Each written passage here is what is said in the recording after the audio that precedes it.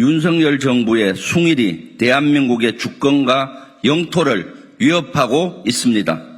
윤석열 정부의 친일을 넘은 숭일 정책이 대한민국의 주권과 영토를 심각하게 위협하고 있습니다. 2018년 12월 20일 일본 해상자위대 초계기가 동해에서 조난된 북한 어선을 수색하던 우리 해군 광개토 대왕함을 향해 초근접 비행을 실시하여 위협했습니다. 일본 초계기의 우리 해군 함정 위협은 이듬해 1월까지 3차례나 더 있었습니다. 일본의 초계기 위협 사건은 우리 주권 침해이자 우리 군에 대한 명백한 도발이었습니다.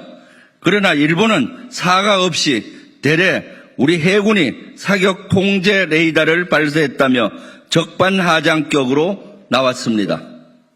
그런데 윤석열 정부는 지난 1일 한일 국방장관 회담을 통해 한일이 갈등을 뒤로하고 재발 방지 대책에 합의했다고 발표했습니다.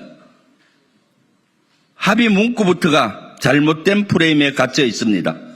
양국의 이견과 갈등이 아닌 일본의 위협과 도발이 이 사건의 본질입니다. 때문에 우리 주권 침해와 위협에 대한 일본의 사과가 먼저입니다. 윤석열 정부의 초계기 사건 덮기 시도는 이번이 처음이 아닙니다. 지난해 6월에 한일 양국 국방부 장관이 싱가포르에서 양쪽 입장을 그대로 두고 재발 방지책을 마련키로 합의한 바 있습니다.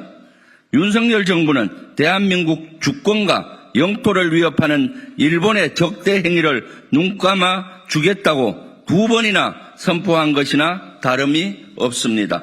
윤 정부는 일본의 도발에 면죄부를 준 데에 이어 일본과 해상, 수상, 공중, 사이버 등 다영역에서 프리덤 엣지 훈련을 실시한다고 합니다. 이는 일본과 군사적 동맹으로 가겠다는 것입니다. 이미 국민의힘은 논평에서 한일 동맹을 굳건히 해야 한다고 주장하고 있습니다. 한미 동맹은 마땅히 강화해야 합니다. 그러나 우리 영토에 대한 야심을 숨기지 않고 있는 일본과 군사적 동맹은 새끼 호랑이를 안방에 들이는 격입니다. 우리 독도 주변을 일본 자위대 함정과 초계기가 제집 드나들듯 할 것입니다. 심지어 일본은 최근에도 독도가 역사적 사실에 비추어 볼 때 국제법상으로도 명백한 일본 고유의 영토라고 주장했습니다. 외교 안보적으로 미래 위협이 될 수밖에 없습니다. 윤 정부의 친일, 숭일 외교의 끝은 어디까지입니까?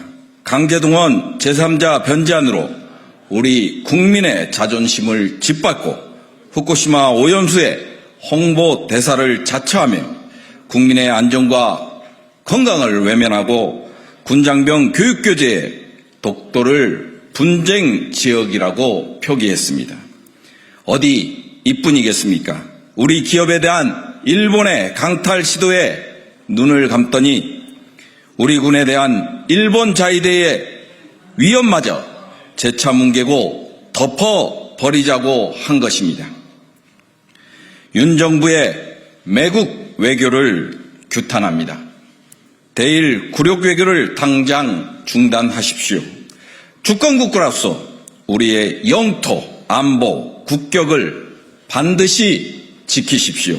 2024년 6월 3일 더불어민주당 국방위원회 일동. 참고로 국방위원회는 김병주, 추미애, 안규백, 김민석, 박범계, 한정혜, 허영, 박선원, 부승찬이 되겠습니다. 감사합니다.